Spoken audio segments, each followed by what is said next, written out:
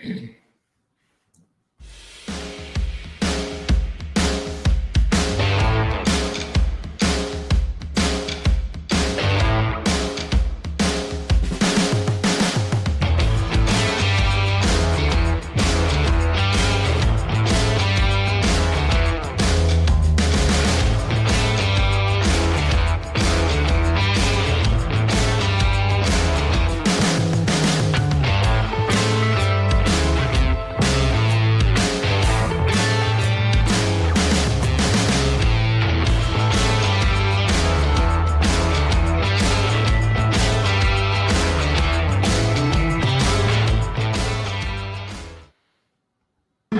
man. There's a gleam. Let's get the gleam, all right? Let's go. From the shores of Lake Erie to Browns fans worldwide, hope is alive and the future's bright. I'm John. This is There's a Gleam. And I'm Steve. Let's get the gleam together. And good afternoon, everybody. Welcome to another edition of There's a Gleam. We're part of the Fanatical Elves Network and also part of the Fans First Sports Network. How you feeling today, John? Well, Steve, I feel like my football heart got frozen last Sunday, and I don't think it's going to thaw out until the summer. I ain't going to lie. I think the highlight so far of these shows for me is hearing how you feel every day. You have a way with, as Ted the Bear would say in the movie Ted, you have a way with words. I love your assessments. Or like Roxanne, the movie Roxanne. Remember that? Worms, Roxanne, worms. A lot of worms, Roxanne. That is a classic. Yeah, I kind of feel the same way with you. Yeah, we said they lost. Yep. Well, hey, how was your Thanksgiving? Thanksgiving, so it was quiet. It ended up just being my wife and I. We still made enough for everybody. I ate leftovers for like 4 days. I'm done. I'm turkeyed out, stuffing out, everything out. I was pretty proud though. We went back to doing the oven roasted, and we did that beauty. I thought she turned out really good. We did a cheese cloth. Nice. Yeah, we did like a 15-pound bird, but getting better with my carving skills. That's good. Yeah. How about yours? I know you hosted like 2, didn't you? Well, yeah. So we had two sittings. We had my wife's family over in the morning around noon, and then my family came by around 3. Okay. So my son-in-law brought the turkey over in the morning, and we just made a couple sides. And then in the afternoon, when my family came over, my nephew brought over he spatchcocked the turkey. Yeah. And then my sister sous vide a turkey breast, and then I bought a smoked turkey. So we had plenty of turkey. Wow. I should have sent you some photos. Yeah, no doubt. That's the one. I've not spatchcocked turkey or a chicken, and I keep saying I want to try it. Did you notice a difference or not really? You know what? It came out really good. I guess the main thing with the spatchcock is that the temperature is high. You could cook it at a higher temperature, so it cooks quicker. Yeah, I've heard the two big benefits. Two big benefits are definitely cooks quicker, and then you also get, I guess, a little bit more even, crisp skin because it's laid flat, and so whatever type of oven you got, convection, regular, it's hitting it. So instead of the bottom of the turkey, right? I keep saying I'm going to try it, and then I don't. So, but no, definitely got to try that. So, what great day of football games! No. There's 3 great games. All the games Thursday were great. You know what? I really didn't get to watch a whole lot. I was in and out of the kitchen and talking to people. We had the game on in the basement, so I'd go down there every once in a while. But I didn't get to see a whole lot. Oh no, no. This is different. Normally, we have some family over, and we got weather. I don't know, for those that are around locally. Thursday, Thanksgiving, it got pretty bad as the day went on. Especially, we had friends that were out in Brecksville, which is on the east side of Cleveland, over here on to the east side in Willowick. That should be about 30-40 minute drive at most. Took them 2 hours to get home. Wow.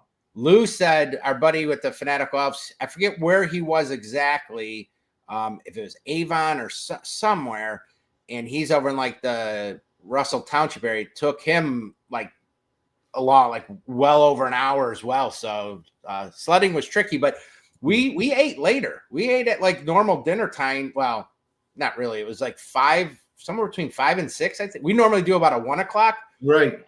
so it was nice. We kind of took our time. We didn't rush stuff. It was very. I guess another reason why I didn't get to watch much football was because I was shoveling people out as they were leaving and stuff all day long. It was crazy. It's so much fun.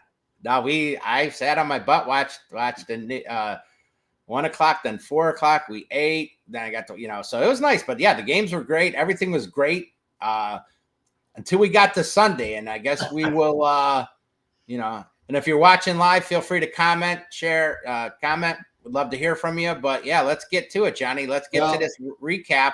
And, Steve, it was just, this one was at home, 49ers 26, Browns 8. Yeah, well, we witnessed it firsthand and going down there Sunday. It was what would you say, Steve? Half filled, maybe a little bit over half filled. I think we said it was more. Like the lower level was, there was some empty spots. The upper deck a little bit more. I think we said at least 60% or better. And a lot of San Francisco 49ers fans. Yeah. I just saw that just walking the streets getting there. And we even commented on it. There was at one spot, there's a couple of people selling, San Francisco merchandise. Right. So yeah. Well, we learned the hard way what a fully operational San Francisco 49ers machine looks like.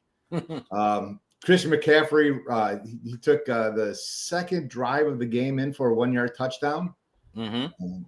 But then we responded quickly when Shedeur Sanders uncorked a beautiful 34-yard strike to Harold Fannin Jr. And then Quinshawn Judkins rushed it in for a 2-point conversion. Steve, we were winning 8-7. We talked about that. That was Sanders made a great play. Fannin, hit him, and Fannin just bulldozed his way in. We remember they went to kick the extra point. Then there was a penalty on San Fran. So the Browns decided to go for 2. And I'm like, I don't know if we should do it. And well, like you said, Judkins got in and we had the lead. Life was good. We're on the victory. It was, but that was the last time that they felt hopeful.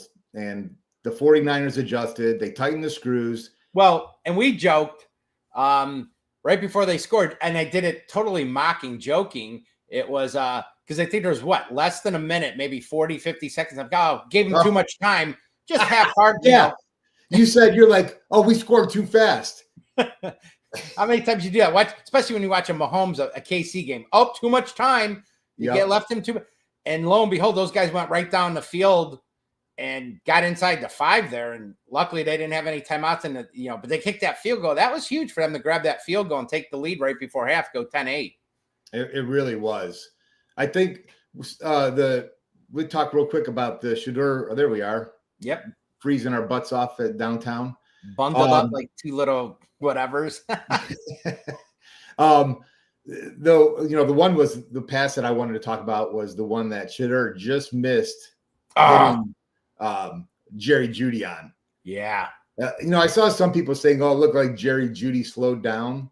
Mm-hmm. And I'm not a big Jerry Jeudy fan, but I don't think he slowed down. I think Sanders just missed him by a little bit. What do you think about that play? Yeah, and he made a comment. I forget the exact quote, but he made a comment about something with the wind being different, and it's just something he's got to get used to. And it was really windy. Oh, yeah. They were saying pretty consistent 20 to 25 mile winds with some gusting even higher. But we were watching it. That was that first drive. We got a first down or 2. We're going down the field, and we looked, and man, Jeudy was open. If he hits him, he's gone to the house for a 60, 70-yard touchdown, easy. So just missed that. I love the fact that he took the pass and went for it. He's been doing that since he's been quarterback. He's going down the field, which we haven't seen prior to Flacco, really. Right. So that was good. Well, but I didn't know. I don't know, Steve, maybe you can correct me on this, but I think I saw a video of Jerry Jeudy yelling at Shedeur Sanders on the sideline. Yeah, they showed a clip. Was that right after that play? I don't know when, because we were at the game, so we're not going to see it. But I did see it later, them showing the sidelines, and they were looking at the tablet. He was kind of raising his hands and looked like he was saying stuff. And and Sanders, to his credit, looked like he was pretty calm, but I don't know. I don't think Jeudy has a right now to be talking to the quarterback like that, but who knows? Right. Who knows? But yeah, go ahead. Well, I was to say that, then we muffed a punt. We had a pair of turnovers, third down failures, and it just buried us, our offense, under a tide of short fields and missed chances. And that was basically the game. Well, and we were excited because, a little bit of the wind taken out of our sail there when they were able to get that field goal right before half. But we're like, hey, we get the ball right after half. Right. It'd be really nice to get a score here. And yeah, second half was. Yeah. And we had the muff punt by Gage Larvadan. It was critical special teams mistake in the fourth quarter. And two of their scores. It put them on the Cleveland 18. Yeah. And two of their scores that was like that. We set them up. No fault of our defense. It was all strictly the special teams and whatever. And then, going forward on that, for me, for that game, I know it's kind of early, but, for me, kind of a turning point was on that fourth down play. It was third quarter. We're at our own, I believe it was 33-yard line, and Fannin went under center, which everybody I think was like, what's he doing under center? But anyway. See, that was the stupidest play that I've seen. And we were saying, as it was happening, we're watching this, and everybody just looked like they didn't know what was going on, and we're like, call a timeout. It was weird too, because then the referee went in, and he was between the line. I thought he was just spotting the ball, but I didn't see him touch the ball. I don't know why he went in between the line. Everybody seemed confused. Yep. Well, and that for me, that falls on Stefanski. He should have saw. I mean, we saw it and we're up in the upper deck there. We're like, call a timeout. You could just tell they did not. This was not going to go good. He said, I heard Stefanski later say they wanted to go with a quick count, so he knew they would have time to get the ball off. Well, everybody's running around, and I also heard Teller was late getting on the field. They wanted to go with an extra lineman. It just was a cluster F from the get-go. They should have called a timeout. Apparently, Fannin, I guess I did hear that he did play quarterback as a freshman at Canton McKinley. Oh, great. High school football quarterback. So you line him up in a 4th and 1 on your own 30 whatever. Right. To get a first down against the 49ers. Yeah, that's a ridiculous. Right. Well, they said apparently they've been practicing that play throughout the year. But yeah, I don't know. Especially when you're still that deep back in your own territory. I mean, Fannin ain't going to throw the ball. No, I don't know what. I would have liked to see just a direct snap to Quishon Junkins. Right. Let him pick a hole and try and get a yard. I mean, I don't know. Why are we getting all fancy? Like, we know we're smart. Once again, we're the smartest guys in the room. We can fake everybody out. Yep. Steve, Kevin Stefanski's worn so thin with me right now. Yeah, I hate to say it. I love Kevin Stefanski, but this team is not getting better. No, they really aren't. For me, that was the turning point. We went down. It was 17-8, and you and I, even then, we really didn't have much hope that we were going to be able to score. We're like, all right, it's only really it was a 2 possession.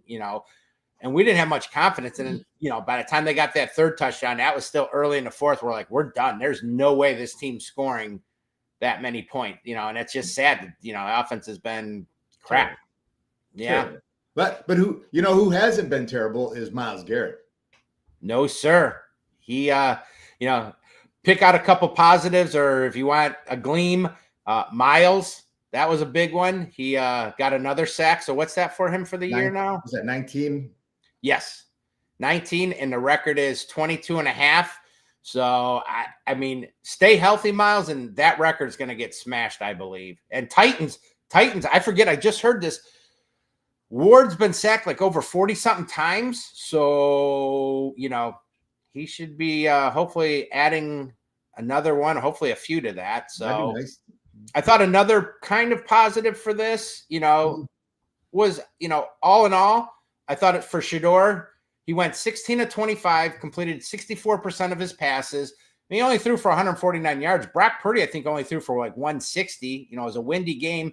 1 touchdown, no interceptions was big, and he had a passer rating of 93.6. So again, did he miss some passes? Yeah, but I thought overall, he played well. Mm-hmm. and he's learning. So yeah, I thought he played well too. With what he's got to work with right now, it's really yeah, hard to make a good evaluation on really anybody. I mean, Joe Flacco looked like garbage in this offense. So I think Shadur's playing as well as he can. And yeah. I do think there's some positives there that they can take into next year.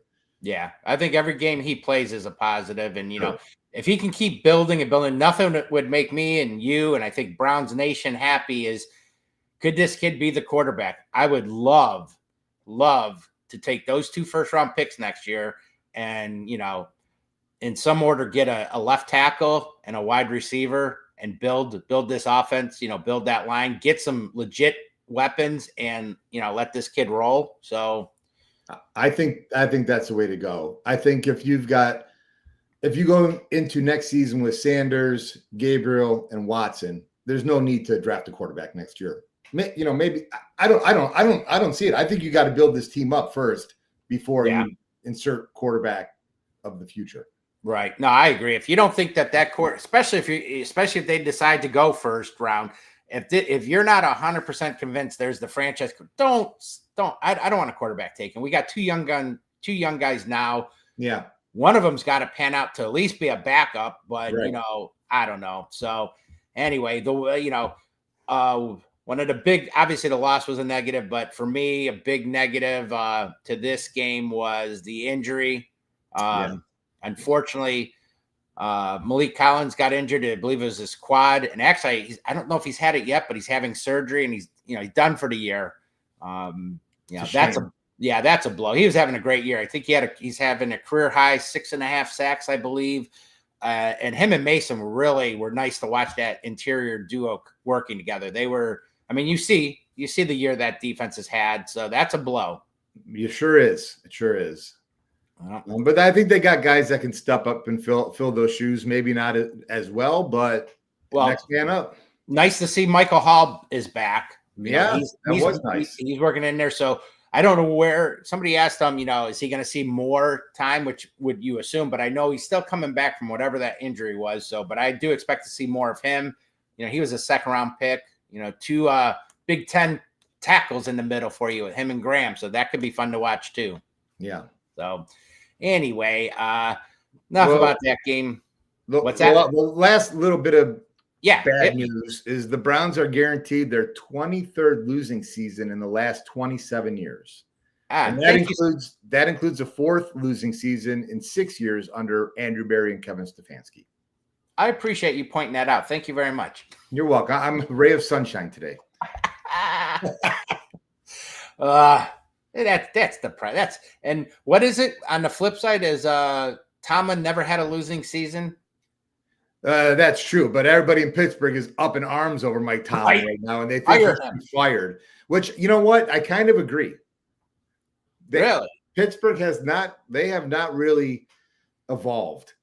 Hey, our buddy Jeff, Mike Hall and Mason Graham are going to be a great duo in the future. Totally agree with you, Jeff. I think Mike Hall, if he stays healthy, and Graham, those two are 2 formidable forces. That would be nice to see for sure. What do you think, John? I agree. And I both these guys are just animals. And Mason Graham, I'm so impressed with him for being a rookie. I give Andrew Berry credit when it's due, and picking Mason Graham and Schlesinger, 2 great picks. Right. Now let's hopefully next year with this draft, we can do something with the offense and turn that around. So real quick.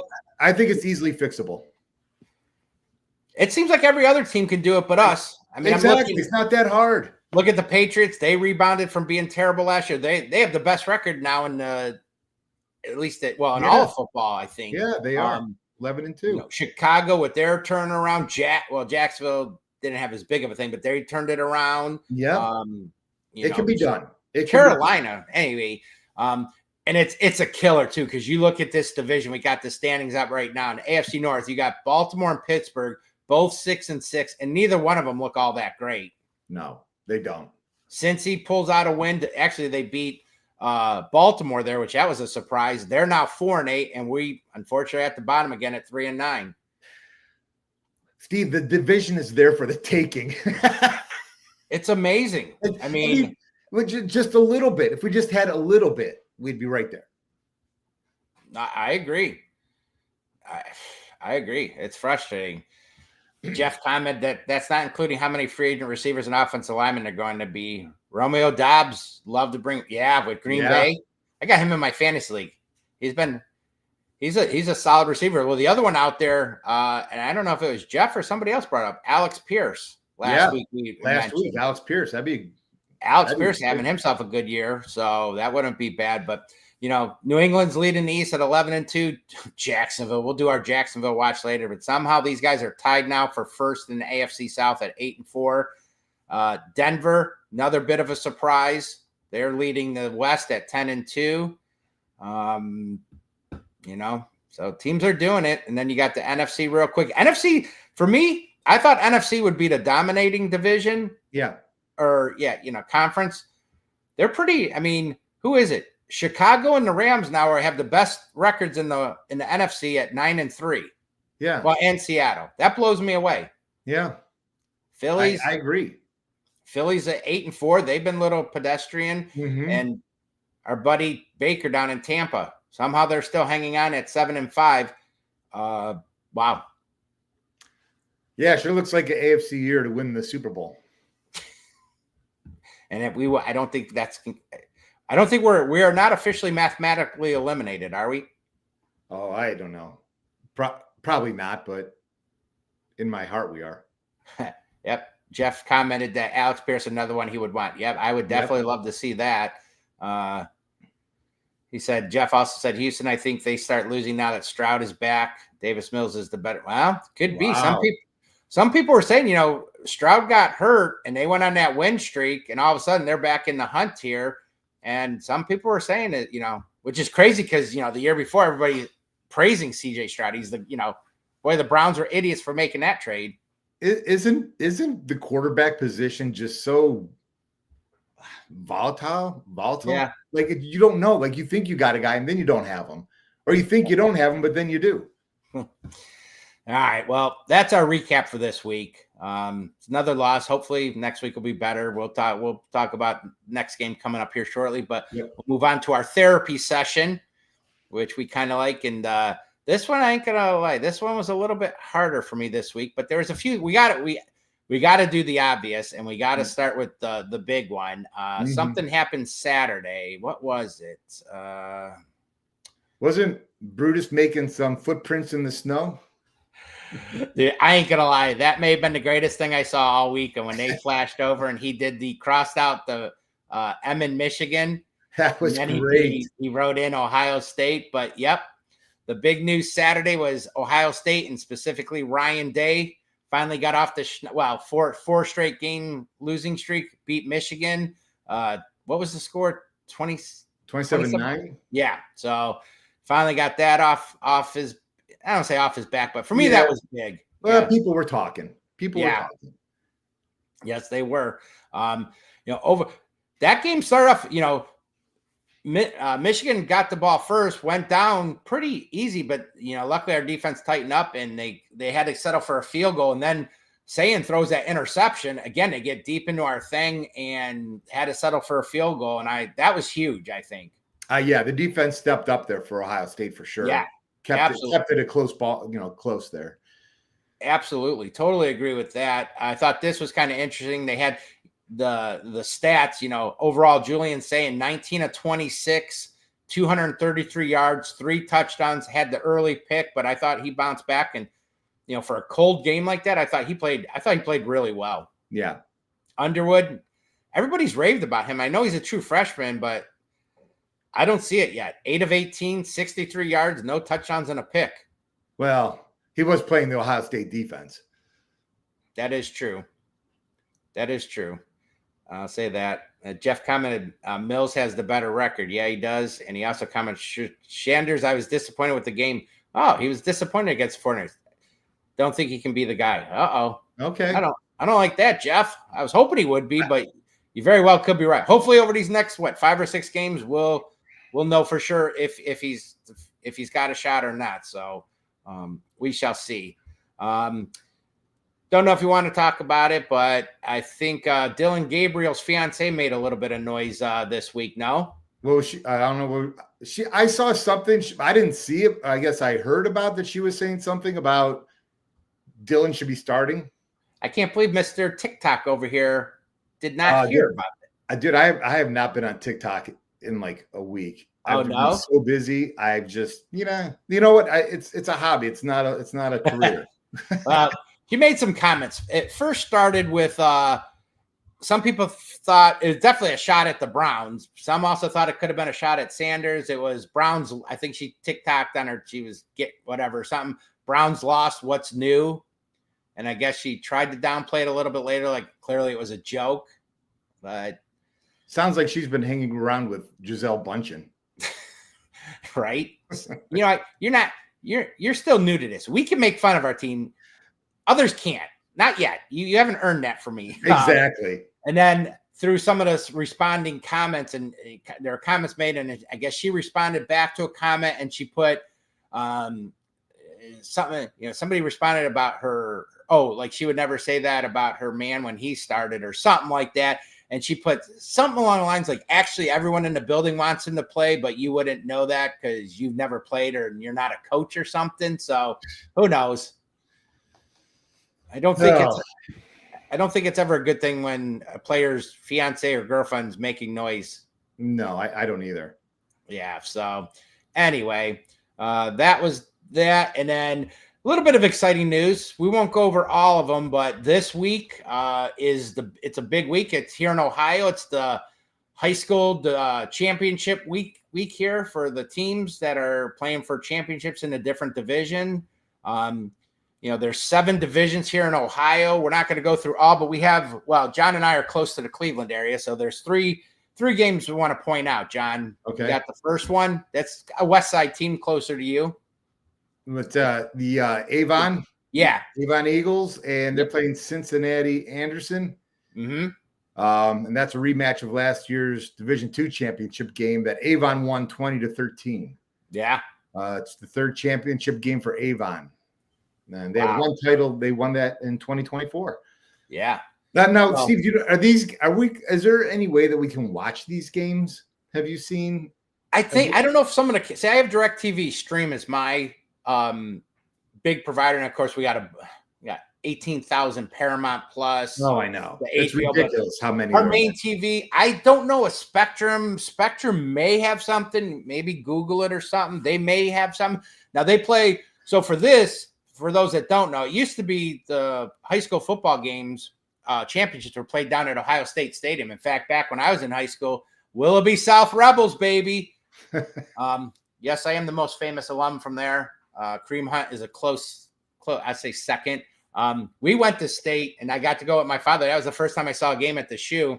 I believe that was back in '87, and unfortunately we lost. But they changed it. All the games now are at Tom Benson Hall of Fame Stadium there at Canton, right? Obviously where the Hall of Fame is. So they now play there. And actually, that is a beautiful stadium. Yeah, and it kind of makes more sense. I think it's I don't know what the capacity is, but it is smaller. Yeah, it's a lot smaller. For a high school game, massive. Yeah. The other one, Division 4, you got Cleveland Glenville, which most people know Glenville, a lot of famous players, especially lately with Teddy Ginn, Troy Smith. We could go on a bunch of Glenville players in the NFL. They were 11-3. They're taking on Shelby 14-0. It's Glenville's fifth championship game appearance, and they have 2 titles. They won it back-to-back in 22 and 23. So there's that. And the other one, Division 6. And that one's close to me. That's Kirtland. Okay, Kirtland. Yeah, Kirtland's 14-0. They're going against Bascom Hopewell Loudon, who's 13-1. Wow. Kirtland's kind of a small area, but these guys, this is their 14th championship appearance, and they've won. Yeah, that's impressive. I did not know that. No, they've been like a juggernaut lately of Division 6. They've 7 titles. Their most recent was in 23. And like I said, it's close where I live. I actually have a few friends that have some of their sons. Johnny Becker, I went to high school with, played baseball with. His son, I think, is a running back for them. Okay. Another couple at our boat club, their son plays for them.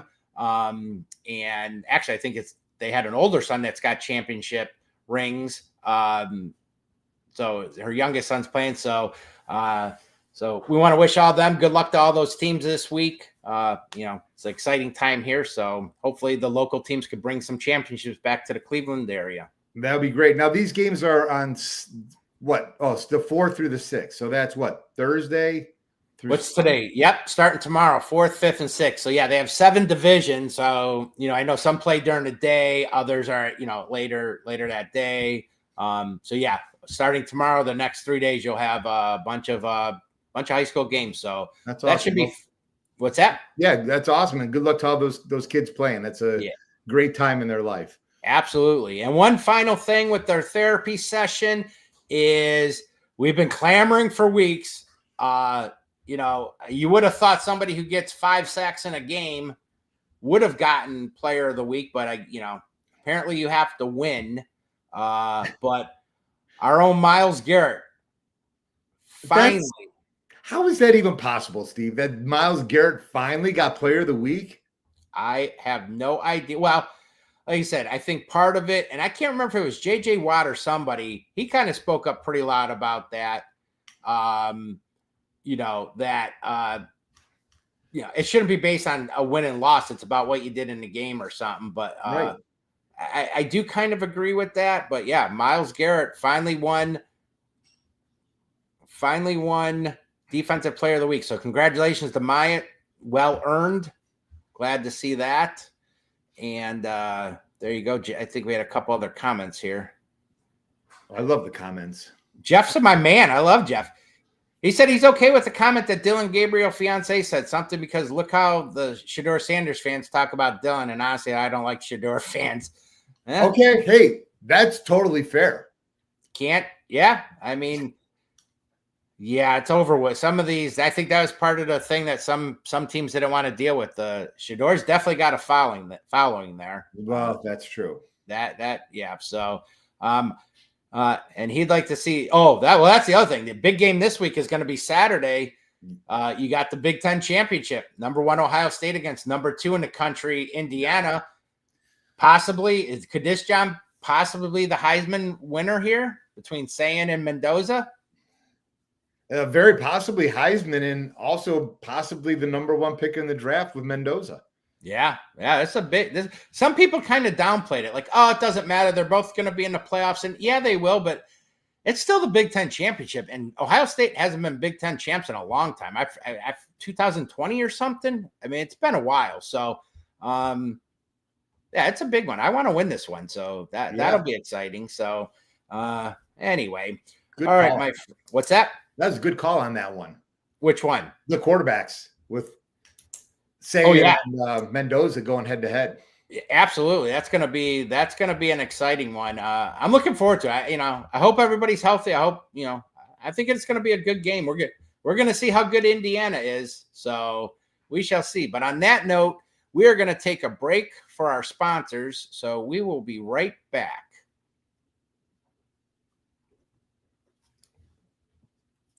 And thanks for joining us. Again, we want to thank Hemisphere Coffee. They are in Mechanicsburg, Ohio. You can see the hemispherecoffeeroasters.com. And as they say, we shake the hand of the coffee farmer. So thank them for being a sponsor.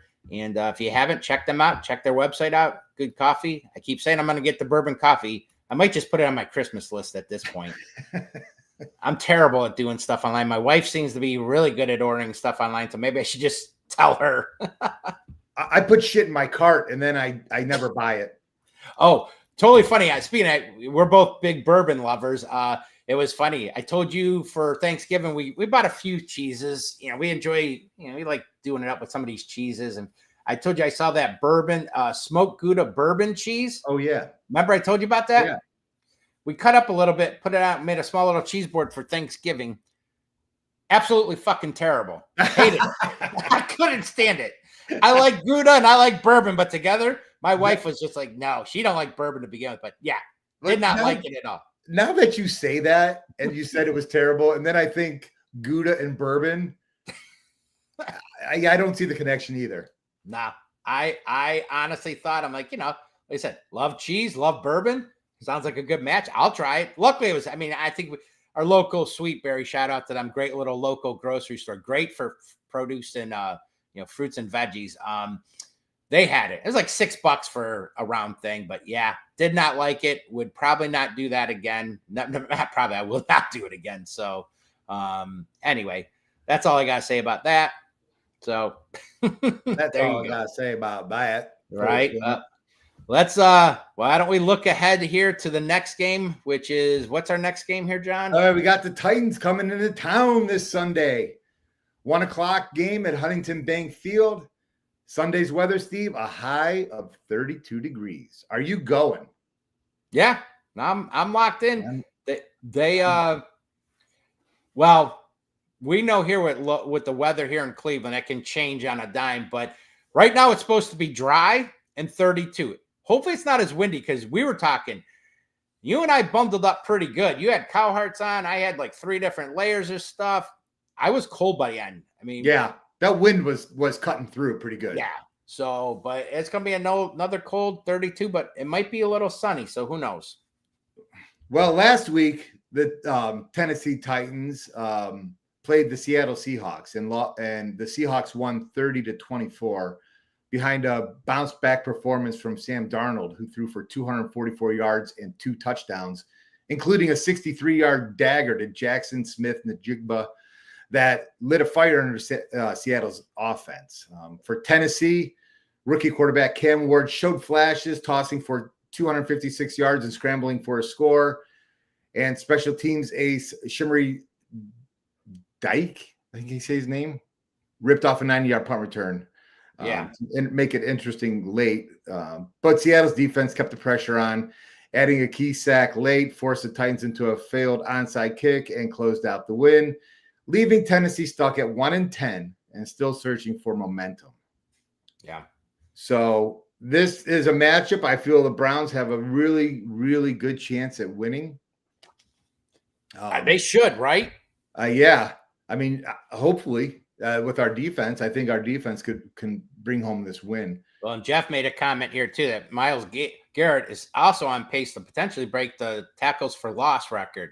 He says he's only 11 short. And actually, Myles, in an interview recently, I heard he was talking about that. He actually mentioned that he's actually got that in his sights, and it's something he wants to try and break as well. So that'll be interesting to see if he can do that. But that's good stat by Jeff. I did not know that. Thank you. I heard that before that he was getting. That's news.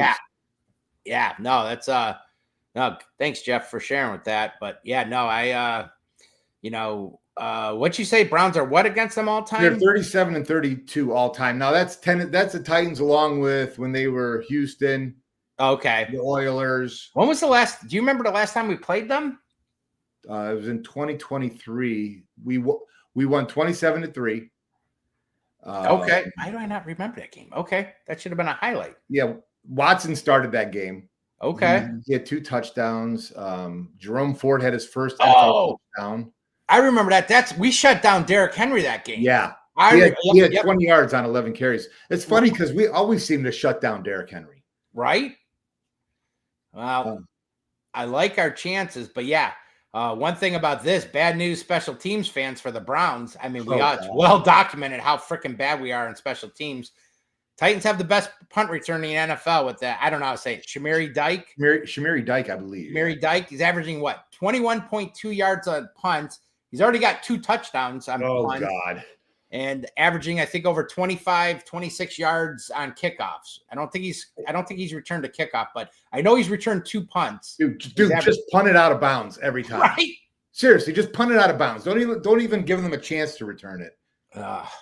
We don't need that problem and creeping up on Sunday. Wow. Yeah, no, that would be something. Now, Cam Ward, he's had a really lackluster rookie year. And I know they don't have a lot of weapons down there, but he's thrown for 2,300 yards, 7 touchdowns, and 6 interceptions, and a 59% completion rating. A QBR of 31.8. I don't understand that QBR rating thing. We'll talk about it. I know we're going to talk about some stats here in another segment, but I'm not a big fan of that one. No. But I just think this is a game that I think the Browns defense can really put Cam Ward into some situations that We should, as long as we don't screw up too bad on special teams and, with these goofy calls and turnovers, I think the defense should dominate. And, hopefully this offense can do something. Well, so the Browns team offense right now is ranked 31st, and the Titans team offense is 32nd. So you have the two worst offenses in the NFL going head to head. So I don't think they're going to flex this game, Steve. Well, you know what? After hearing that, I've already got my prediction written down for at the end of the show. I'm about to say it's going to be 42-38 or something. They're going to light it up. How many times do you see, it's going to be a defensive battle? You got two of the best, and it's a shootout or vice versa. So, oh boy. Well, the Browns, team defense is second, and the Titans are 24th. So I think the Browns can make a little bit of headway against their defense. Yeah. Do you think there'll be as many Titans fans here as there were 49ers? I don't believe so. I don't either. I'll be surprised. So our buddy Jeff said, believe it or not, he has us losing. He doesn't think Sanders is seeing the field, missing some wide open receivers. I do agree. He has missed some. We've noticed that in some games. I mean, he's young, second start. Last week I did see something that he holds on to the ball.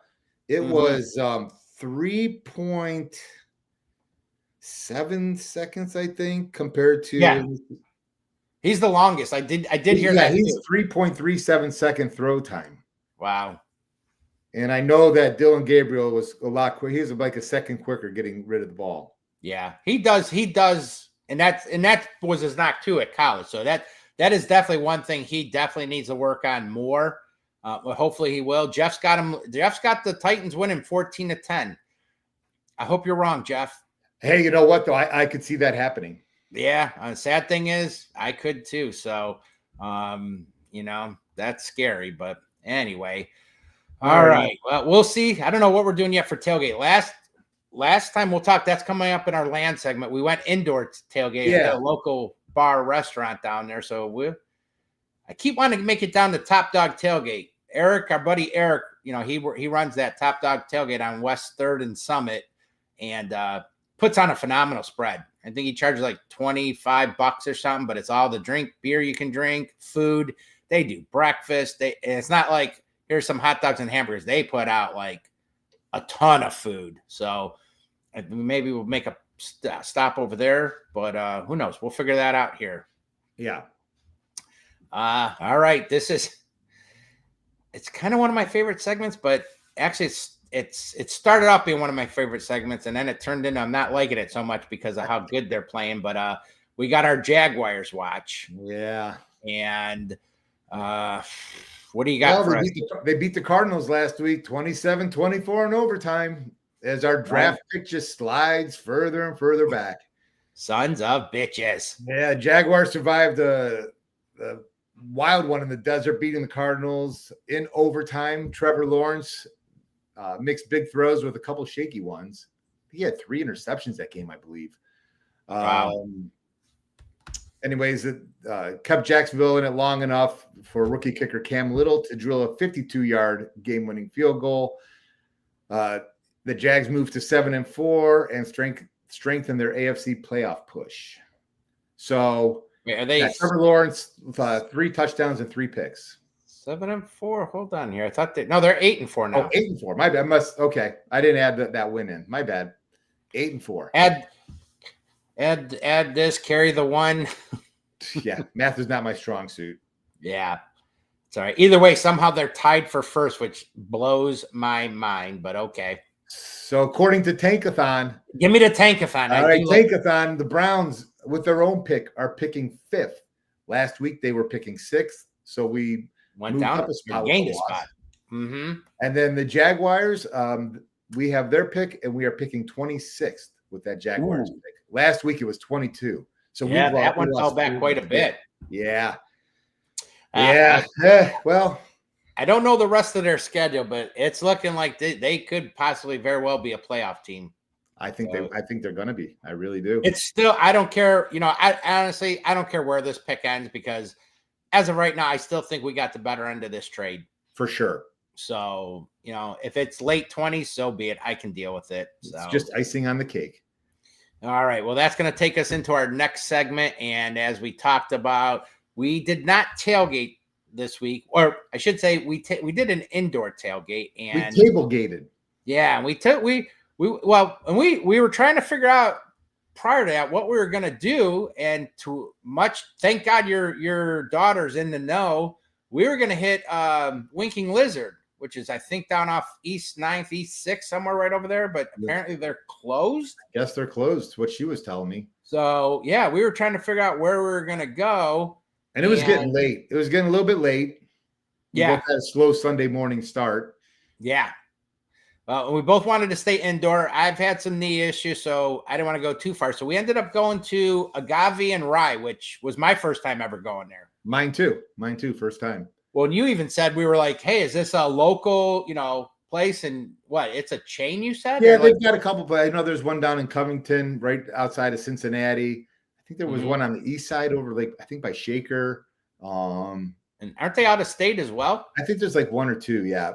Kind of in this area though, but maybe it was like Kentucky or something. Yeah. Yeah. I remember you saying Louisville or something. You said something. Yeah, Louisville, then Covington, and then maybe Columbus too. I'm not sure, but there's a couple in the area. Never been there, and I thought it was actually, for being busy for a game day, the food came out and the food was really good. Well, shout out to sometimes when it gets busy, they just kind of assembly line for you. No, shout out to our server Lou. I thought she was great. She was great. Yeah, she was busy, man. She was moving that day. There were a lot of people there. We got down there later than what we wanted. I forget what time. By the time you parked and then I parked, you had an issue with the Shoreway because it was 11 o'clock. Yeah, exits down. Rookie mistake. You got to, if you want to get off East 9th, West 3rd, you got to be down there before 11 or they close those exits. The surprise for me was they closed the West 25th exit, which made me had to go further and then backtrack. So that set us back a little, but we're like, she got her order in.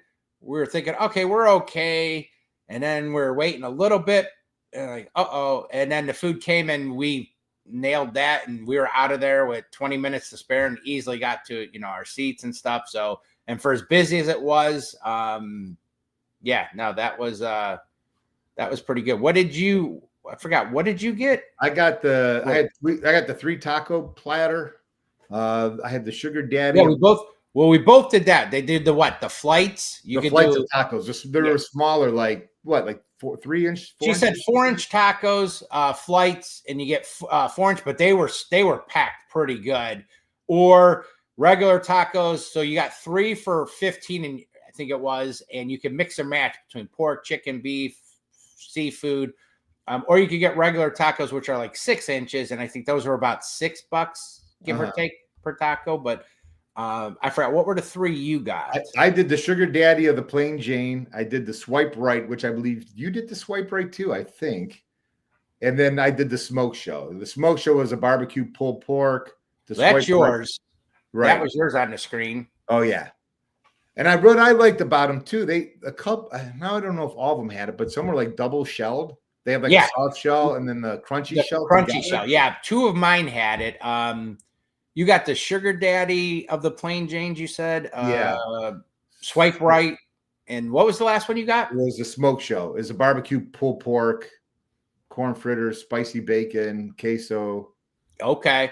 Yeah, so I got the Filthy Fajita, which was carne asada steak with sauteed mushrooms, caramelized onions, peppers. I think there's some rice in there, crema, queso, and cilantro, I think. I did the Plain Jane, which was kind of like your other. I think the only difference, you got the Sugar Daddy of the Plain Jane. Mine was basically just the ground beef with lettuce, cheddar, your basic taco, tomato, sour cream. And then we both got the Swipe Right, that chicken one. Yeah. And I thought, like you said, all 3 actually were very good. They were. They're fantastic. It's kind of like, I don't know, have you ever been to Condado Taco? Condado? Is that in Lakewood? One in Strongsville. It's like a chain.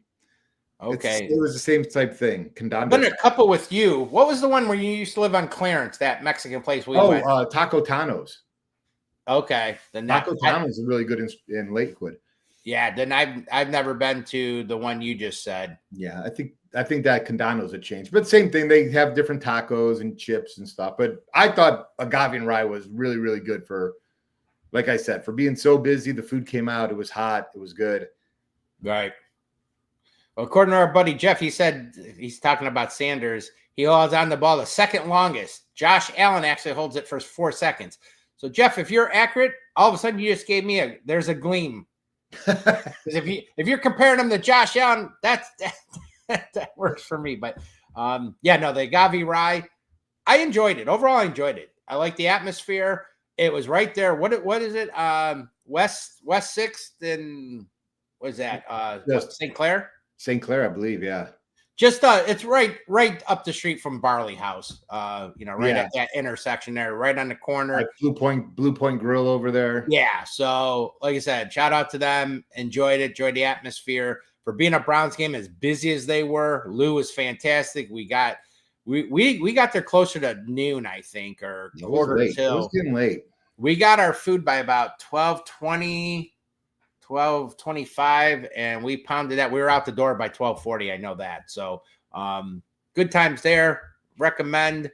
And we got to stay warm for a while. So anyway, that's enough about that. We'll move on to our other segment. This ought to be good. There's a gleam. There's a gleam. Now we broke this down into 5 different awards. Yes. We did this like 2 weeks ago. So what are the awards? The awards are the Dog of the Week, the Spark Plug Award, the Clutch Collar, the Dog Pound Workhorse, and there's a Gleam Award. Steve, I'm not giving any awards this week. Nobody's worthy, and we don't give out participation awards just for showing up at Huntington Bank Field on Sunday. You've got to earn these awards. There was nobody that I thought deserved any of these. How do you feel about that? I totally agreed. You nailed it on the head. This isn't a participation. You lost. Yeah. Miles could probably get an award every week. Same with Carson Schlesinger. We know those guys, but nobody else really jumped out. So there's a no award this week. I agree. So I totally agree. I did. We were trying to think of. There's a gleam. What's a bright spot we could do or come up with, whatever, and I kept looking and thinking, and I did come across this. Actually, I heard about it today, as a matter of fact, and I'm like, you know what? Maybe this will give me a little bit of there's a gleam. So we talked about briefly New England and the season they're having. They have right now the best record in football. And little interesting tidbit I heard, their quarterback, Drake May. So he played, last year was a rookie. Last year, he played in 13 games, started 12. He ended up having a record of 3-9. His completion percentage was 66.6%. Only threw for 2,276 yards, 15 touchdowns, 10 interceptions, overall QB rating of 88.1. Nothing that, you look at that, I don't necessarily scream to me franchise quarterback. Okay. Look at his numbers this year. 13 games, all starts. He now is completing 71.5% of his passes. He's already thrown for over 3,400 yards, 23 touchdowns with only 6 interceptions, and that quarterback rating is 111.9. Wow. So Shador's played in 3 games so far, 2 starts. Right now he's at 50.8% completion. So it's a lot better that first start against, or not even start, but the game against Baltimore. 2 TDs, 2 interceptions, a quarterback rating of 69.4 is his rating. So maybe there's a gleam there with quarterback, does he take the next jump to this year 2? Or I guess you could say Gabriel for that matter. I mean, I don't think either of those guys are 6'4", 225 pounds with a phenomenal arm. What's Shador? 6'3"? He's like 6'1", 6'2", isn't he? Why did I think he was taller? No, well, he looks like a giant next to Gabriel. Jeff said he'd give Jenkins, Dillon, and Sampson and Corley all get one because of the running drive. Okay. Oh, which drive? You said Corley? He said he'd give Jenkins, Dillon, Sampson, and Corley. They all get one. Oh, I think he's talking about awards. Right, yeah. because of that running drive. Yeah, Dylan Sampson the last few weeks has actually played, a lot, but we've seen a lot more. He's had some really good plays. Corley, they seem to have found something with that little jet sweep that they do with him. He always seems to pick up yards. He's a fast little speedy guy. And so, yeah. All right. He might have meant, he said Jenkins. I'm thinking he's meant Judkins. Junkins, yeah, probably Jenkins. Jenkins is the guard. Yeah. So, yeah, he probably meant Junkins. Hey, Junkins had what, 25 carries, 80 something? Something like that. Yeah. He had a really good day. Yeah. Yeah, I would agree. I would agree with that. They, I don't know if we really talked about it. Did we talk about Teller's not starting this week at guard? No, we didn't.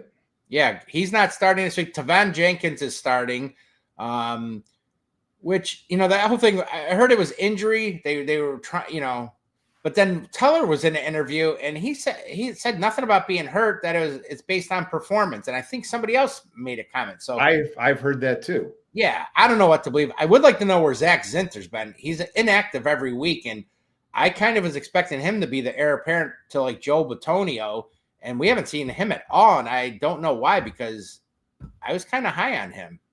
Yeah, I was too. I'm not sure what's going on with Zinter either. I don't either.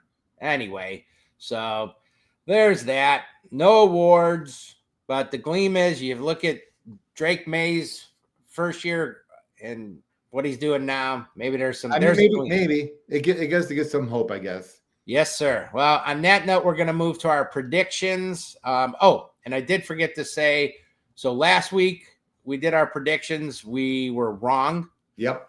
We both predicted Browns. I don't know why we do it.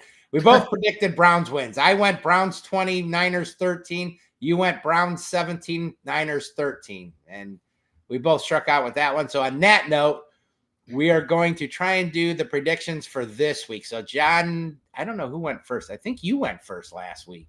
I'll go first again, if you don't mind. I would love for you to do it. I have the Browns.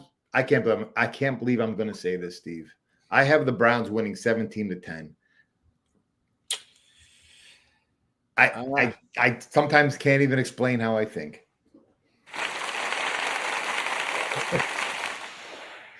There you go. I'll give you applause for that. I'm hanging my head on this defense. That's what it is. Yeah. Our buddy Jeff, I think he already said he's going with yeah, what did he say? Well, he's, if I'm not mistaken, he said 14-10 Titans. He said he personally likes Tavan Jenkins. Luke Whippler, I'd like to see too. I think he's the heir apparent center, the Ohio State center. And Jenkins, we got through a trade with Chicago. So yeah. I think 5 years in. So I get it. But I would like to see Zinter too. Prediction. This may be the last one I predict this year for the Browns, but I'm riding the Browns. I'm riding the home team after seeing some of those stats that you brought up and about the Titans and seeing a little bit of them. And they really don't have their offense doesn't impress me at all. No. Their special team scares the hell out of me. I'm going to go Browns 24. Nice. And Titans 10. I'm going 10 as well. I feel like I always have to give a field goal and a token touchdown at some point. So I know, I do too. So we're always pretty close. We're usually within a touchdown. So you got them going 17-10 Browns, and I'm going 24-10. So there you have it. Either one of those. Let's hope we're right this time. But anyway, we are going to end in 1 hour.